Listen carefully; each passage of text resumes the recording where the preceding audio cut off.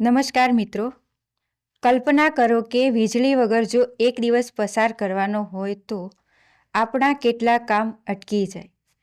આજના જમાનામાં આપણે વીજળી પર કેટલા નિર્ભર છીએ એ ક્યારેય વિચાર્યું છે? વિચારો કે જેમ રોજિંદા જીવનમાં પાણીનો સપ્લાય અટકી જાય અને તેને સરખું કરવા પ્લમ્બરની જરૂર પડે છે, તેમજ જો વીજળીના સપ્લાયમાં ખામી સર્જાય તો ઇલેક્ટ્રિશિયનની જરૂર પડે છે. ફક્ત સપ્લાયમાં જ નહીં, પરંતુ ઘરમાં ફ્યુઝમાં ખામી હોય, વાયરિંગમાં ખામી હોય કે ફેક્ટરીમાં ઇલેક્ટ્રિસિટી સપ્લાયમાં ખામી હોય. પ્લમ્બર જેમ વોટર મેનેજમેન્ટ સિસ્ટમના એન્જિનિયર ગણાય છે, તેમજ ઇલેક્ટ્રિસિટી માટે ઇલેક્ટ્રિશિયન તેમના ક્ષેત્રના કુશળ વ્યક્તિ ગણાય છે. સરળ ભાષામાં કહીએ તો જનરલ ઇલેક્ટ્રિશિયન એ વીજળી સાથે જોડાયેલા તમામ સામાન્ય કામોમાં નિષ્ણાત વ્યક્તિ છે, જેમ કે લાઇટ, પંખા, switch, plug, MCB, meter, wiring વગેરે લગાવવું અને ખરાબી હોય તો તેને સરખું કરવું. તો આ ઇલેક્ટ્રિશિયન વિશે આજે આપણી સાથે જોડાયેલા છે મૈત્રીબેન, તો એના વિશે તે માહિતી આપશે. તો મૈત્રીબેન, સૌપ્રથમ એ જણાવશો કે ઇલેક્ટ્રિશિયન એટલે શું? ટૂંકમાં કહીએ તો ઇલેક્ટ્રિશિયન એટલે એવી વ્યક્તિ જે ઘરો, ઓફિસો, કારખાનાઓ અને ઇમારતોમાં વીજળીની વાયરિંગ, ઇલેક્ટ્રિકલ સાધનો અને સિસ્ટમનું ઇન્સ્ટોલેશન, મરામત અને જાળવણી કરે છે. ઇલેક્ટ્રિશિયનની કામગીરી શું હોય છે અને તે ક્યાં કામ કરે છે? જો તેની કામગીરીની વાત કરું તો નવા મકાનમાં વાયરિંગ કરવું, સ્વિચ, સોકેટ, ફ્યુઝ, એમસીબી લગાવવું, લાઇટ, પંખા, ગીઝર, મોટર કનેક્શન કરવું, શોર્ટ સર્કિટ અથવા વીજળીની સમસ્યા શોધીને સુધારવું, ઇલેક્ટ્રિકલ ડ્રોઈંગ અનુસાર કામ કરવું અને સલામતી નિયમોનું પાલન કરવું. અને તેમના કાર્યસ્થળની વાત કરું તો?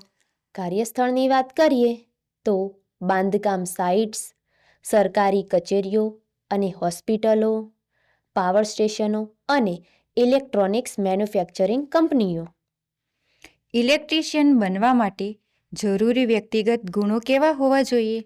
જો તેના વ્યક્તિગત ગુણોની વાત કરીએ તો ટેકનિકલ સમસ્યાઓ ઉકેલવાની કોઠાસૂઝ, રંગોને ઓળખવાની ક્ષમતા એટલે કે વાયરિંગના કોડ સમજવા માટે, સાવચેતી અને શિસ્તબદ્ધ કાર્યશૈલી અને નવી ટેકનોલોજી, સ્માર્ટ હોમ ગેજેટ્સ શીખવાની જિજ્ઞાસા.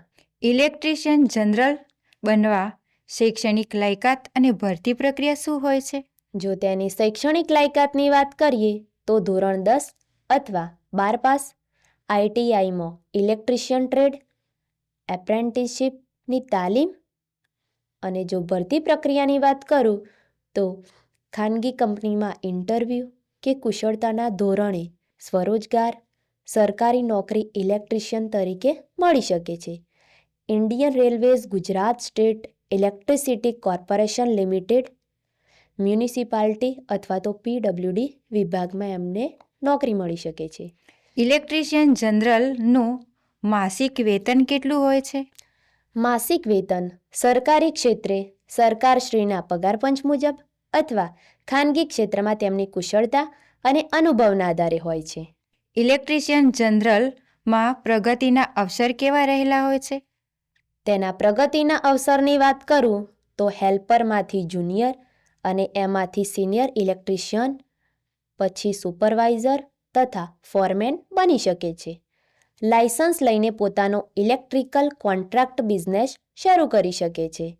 આગળ ડિપ્લોમા તથા ડિગ્રી કરીને જુનિયર એન્જિનિયર પણ બની શકાય છે. અને સરકારી નોકરીમાં પ્રગતિની તક જેમ કે ઇન્ડિયન રેલવેઝ, અનુભવ અને કૌશલ્ય વધે તેમ પગાર અને પદ બંનેમાં વધારો થાય છે. શું આ ક્ષેત્રમાં અભ્યાસ માટે શિષ્યવૃત્તિ કે કોઈ યોજનાનો લાભ મળી શકે? મુખ્યમંત્રી યુવા સ્વાવલંબન યોજના, રાષ્ટ્રીય શિષ્યવૃત્તિ પોર્ટલ, scholarships.gov.in, ડિજિટલ ગુજરાત પોર્ટલની મદદ લઈ શકાય છે. વિડીયોના ડિસ્ક્રિપ્શન બોક્સમાં આ સંદર્ભે સફળ થયેલા વ્યક્તિઓની સાફલ્યગાથા અને અન્ય માહિતી મેળવી શકો છો. આશા છે કે આ માહિતી આપને ઉપયોગી થશે. ખૂબ સરસ મૈત્રીબેન, તમે ઉપયોગી એવી માહિતી આપી. ધન્યવાદ.